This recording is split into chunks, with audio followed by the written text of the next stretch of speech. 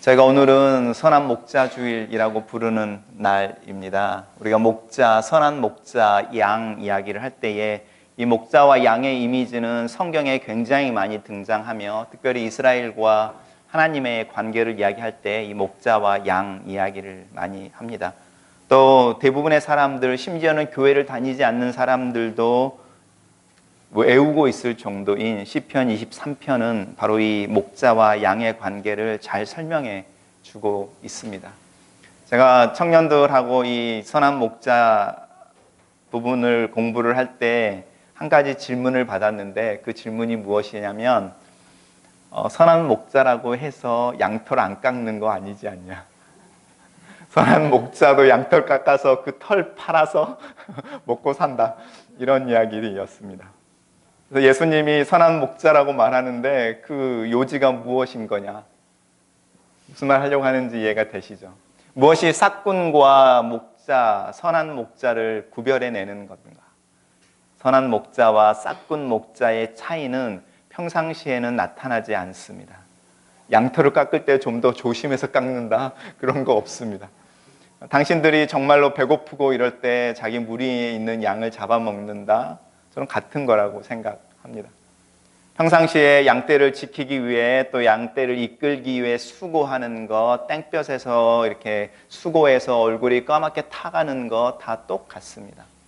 싹군이라고 말하는 부분을 여러분 부정적으로 생각하시면 안 됩니다. 왜냐하면 이 싹군들은 월급을 받고 일하는 사람들, 그래서 자신들에게 주어진 정당한 노동의 대가를 받는 사람들입니다. 그래서 예수님이 싹군을 비방하거나 비판하려고 하는 것이 아닙니다. 그리고 이 싹군 목자와 선한 목자의 가장 큰 차이점이 나타나는 순간이 있는데 그 순간에 예수님이 초점을 맞추고 있습니다. 그것은 정말로 위기의 상황에 어떻게 반응하느냐. 많은 분들이 목사를 목자라고 부를 때에 제가 선한 목자로서 예수님과 같이 여러분들을 돌보는 목자다, 평상시에는 드러나지 않습니다.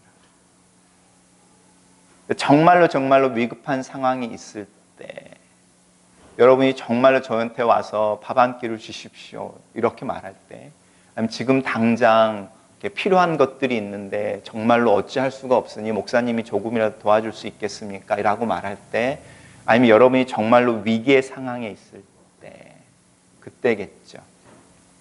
선한 목자와 싹군 목자가 갈라지는 부분은 양떼에게 긴급한 위급이 생겨서 이 목자가 어떤 태도를 취해야 하는가. 근데 이 목자가 판단하기를 단순한 돌팔매질로 공격하는 짐승을 쫓아낼 수 있는 상황이 아니라 앞에 서서 자기의 목숨을 걸어야 할 정도의 위급한 상황 가운데서 목숨을 걸 수 있느냐 없느냐라는 겁니다. 예수님이 선한 목자라고 당신을 이야기할 때 나는 양털을 깎지 않아, 양털을 통해서 경제적인 유익을 취하지 않아, 본의 포커스를 맞추는 것이 아니라 나는 너희를 향하여 나를 준다라는 부분에 있습니다. 그리고 내가 너희를 향하여 내 자신을 내어주는 것은 너희들이 정말로 위급한 상황, 너희들의 삶과 목숨이 걸려있는 그 상황에 내 것과 너희들을 바꿀 수 있는 그 마음에 있다. 내가 왜 이렇게 내 마음을 기꺼이 너희들을 위해서 내어줄 수 있는 줄 아느냐? 내가 너희들을 알기 때문이다라는 겁니다. 우리가 예수 그리스도를 믿는다고 이야기할 때 제일 먼저 기억하는 부분이 이것입니다. 하나님이 나를 아신다. 내가 아직 죄인 되었을 때에 그리스도께서 나를 위해 죽으심으로 하나님의 사랑을 확증하셨다라고 말할 때 그 사랑이라는 것이 이 암과 연결됩니다. 세상을 이처럼 사랑하셔서 당신의 아들을 주셨다고 말하는 먼저 사랑하셨다라는 것, 먼저 아셨다는 겁니다. 이것을 부모가 된 이들은 어느 정도는 이해할 수 있습니다. 아이를 태 속에 10개월을 품고 있다가 품에 안았을 때 이 아이가 나를 알아보기 전에 나이가 먼저 이 아이를 알고 있었습니다. 그래서 어머니들은 이 선한 목자가 양떼를 위해 목숨을 내어준다라는 게 무엇인지 본능적으로 알고 있습니다. 어머니의 사랑이 예수님과 하나님의 사랑에 자주 비교되어지는 이유가 그것입니다.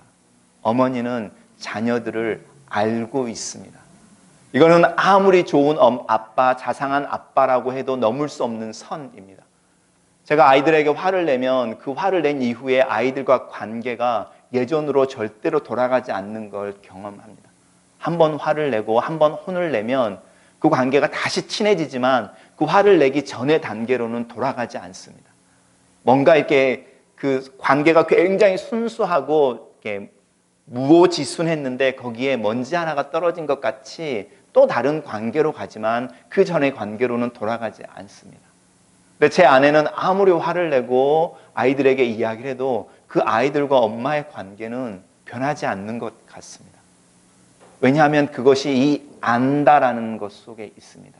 내가 너를 알아. 왜냐하면 내 품속에 10개월을 품고 수많은 것을 교감하고 내가 죽음을 넘나드는 고통 속에 너를 낳아서 내 품에 품고 있어서 내가 너를 알아 라고 말하는 겁니다. 그래서 예수님이 말씀하시는 것을 내가 양떼를 알기 때문에, 양떼를 사랑하기 때문에 내 목숨을 내어줄 수 있어. 정당한 페이를 받고 노동하는 사람들은 그만큼이어서, 그리고 그렇게 노동을 하고 페이를 받는 이유가 자기 자신을 위한 것이어서 그 자기 자신과 자신들이 안다고 하는 양떼와 바꿀 수 없지만 나는 너희들을 알아. 내 품에 품고 있었으니까. 내가 너희들을 생사를 넘나드는 고통 속에서 낳았으니까. 내가 너희들을 알아서 내 자신과 너희들을 바꿀 수 있어. 세상에 수많은 어머님들이 이런 태도를 취하고 있습니다. 내가 얼마든지 바꿀 수 있어. 저희 아내도 가끔씩 그런 이야기를 합니다. 저희 막내가 몸이 좋지 않은 부분이 있는데 막내가 성인이 되면 당신이, 저희 아내가 자기의 장기와 저희 아이에게 트랜스플란트를 해주고 싶다 이런 말을 가끔씩 합니다. 어머니의 마음이라고 말하는 그 마음 속에 선한 목자의 마음이 있습니다. 선한 목자는 양떼를 알아서 자신의 생명까지도 그 양떼를 위해 내어준다. 제가 이 선한 목자를 이야기할 때에 또 다른 이야기를 들은 이야기가 있는데, 또 다른 이야기는 무엇이냐면, 여러분 선한 목자의 그림을 보시면 선한 목자 품에 안겨져 있는 어린 양 하나를 보시죠. 근데 어떤 분이 설교를 하실 때 그 어린 양이 누군 줄 아느냐? 그 목자가 치고 있는 양떼 중에 제일 말 안 듣는 양. 그 양을 의도적으로 품는다라는 겁니다. 제가 거기에 동의했습니다. 맞습니다. 그런데 사실은 그 다음이 약간 공포 영화로 돌아갔는데요. 제가 거기서 자신은 흠칫했습니다. 그 흠칫한 부분이 무엇이냐면, 그 말 제일 안 듣는 양을 당신의 품에 안기 위해 발몽둥이를 분질른다. 혹시 그런 설교 들어보셨습니까? 제가 거기서 그분 선한 목자 아닙니다. 제가 그렇게 말했습니다. 선한 목자는 말 제일 안 듣는 양이 혼자 놀고 혼자 돌아다니고 혼자 이러다가 부러졌다면, 다리가 부러졌다면 그걸 감싸서 당신의 품에 안고 있으시는 분이죠. 그런 양을 구하기 위해서 절벽을 내려가고 계곡 저 밑에 내려가서 그 양을 안고 다시 올라오는 수고를 마다하시는 분이죠. 그런데 그 양을 길들여 보겠다고 당신이 스스로 발을 끊는다? 선한 목자 아닙니다. 제비다리 하나 잘못 분지른 놀부가 무슨 일을 당했는지 생각해 보십시오. 하나님이 양을 안다라고 말했을 때 생명을 내어주는 하나님은 그렇게 하지 않습니다. 우리가 하나님에 대해서 가지고 있는 가장 잘못된 오해 중에 하나가 이 부분입니다. 하나님은 견디시는 분입니다. 지켜보시는 분입니다. 탕자가 당신의 유산을 가지고 먼 외국에 나가서 다 써버릴 때에 그 탕자 아들을 여전히 어른으로 취급해 줍니다. 너는 성년이어서 네 마음속에 네가 처한 상황을 알고 나에게 돌아오는 날까지 내가 너를 기다려라고 당신을 내어주시는 분입니다. 그 기다림 하루하루가 얼마나 고통스러웠을지 생각해 보십시오. 근데 3살, 4살짜리 아이가 집을 나가거나 잊어버리는 것처럼 울부짖으면서 길거리를 찾아다니는 어머니의 모습은 하나님의 모습이 사실은 아닙니다. 왜냐하면 하나님은 우리를 어른 취급해 주시거든요. 그래서 네가 뭘 하고 싶어? 그럼 한번 해봐 라고 말하는 겁니다. 그래서 탕자에 비해서 이야기하는 부분 중에 하나는 하나님이 아버지가 둘째 아들을 미성년자 취급해서 유산을 주십시오라고 말할 때 귀싸대기를 때리지 않는다는 겁니다. 다 큰 어른으로 취급해서 네가 그걸 원하니 내가 줄게 라고 말하는 겁니다. 여러분이 부모로서 아이들을 키워보실 때 이 단계를 넘어설 때가 있습니다. 제가 계속 말씀드리죠. 10살, 19살이 넘은 아이가 아빠 나에게 키를 줘. 친구들하고 만나고 올 때 떨리는 손으로요. 주머니에서 키를 꺼내서 아이에게 건네줍니다. 건네줘야 합니다. 왜냐하면 내가 내 아들을 알고 내 아들을 사랑하기 때문에 그때 안 돼라고 말할 수 없습니다. 내가 할 수 있는 말은 12시 전에는 들어와야 돼. 이런 말은 할 수 있습니다. 근데 12시가 되고 2시가 돼도 안 들어옵니다. 그래서 잠을 자지 못하고 방 안에서 이렇게 서성거리지만 그 아이를 찾아 나서서 목살을 잡고 집에 들어오게 할 수는 없습니다. 왜냐하면 그 아이는 그렇게 하면 안 되는 나이의 아이거든요. 거기에 자기 제한이 있는 겁니다. 우리가 왜 하나님을 우습게 할까요? 하나님이 부모로서 우리를 어른 취급해서 당신 스스로 당신을 제한해서 돌아오기를 기다리며 근심하며 잠 못 자는 부모의 심정으로 아들을 기다리고 있다는 걸 못 깨닫기 때문에 하나님은 없어라고 말하는 겁니다. 하나님은 당신 스스로를 제한하시는 겁니다. 그것을 비운다라고 성경에서는 표현합니다. 자기의 능력으로 번개를 때려서 들어오게 하시는 것이 아니라 네가 어른이니 때가 됐을 때에 돌아와야 돼 라고 우리에게 기회를 주는 겁니다. 어른 대접을 해주는 겁니다. 그러는 부모는 속이 타죠. 그리고 아이가 들어오는 자동차 소리가 들릴 때 얼른 아무렇지도 않았다는 듯이 안방에 가서 누워있다가 대문을 열고 들어오는 소리, 현관을 열고 들어오는 소리에 깬 것처럼 가서 잘 놀다 왔어? 운전은 어땠어? 뭐 술은 많이 안 마셨지? 이런 이야기를 하면서 키를 받습니다. 그리고 들어가서 얼른 자라, 피곤할 텐데. 하나님이 우리를 아시기 때문에 당신을 제한하십니다. 그렇지만 이 아이가 절대절명의 상황에 빠졌다고 생각해 보십시오. 성인이어서 너 스스로 뛰어들어와, 이렇게 나와 이렇게 이야기하지 않습니다.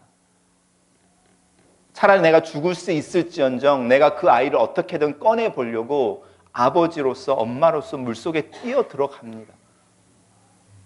그게 선한 목자의 마음이라는 겁니다. 그래서 우리가 선한 목자 이야기를 할 때에 하나님은 나를 아십니다. 우리가 그렇게 고백하는 게 양이 목자를 안다 라고 표현하는 겁니다. 그래, 목자는 양을 알아서 자기의 목숨을 내어주고 깊이 사랑하고 돌보고, 이 양은 목자가 자기를 사랑하고 자기를 돌보고 있다는 것을 알게 되는데, 이 교감, 이 친밀함이 선한 목자와 양의 관계를 통해서 보여주는 모습입니다. 근데 특별히 왜 양이라는 동물을 통해서 이 관계를 설명하고 있을까요?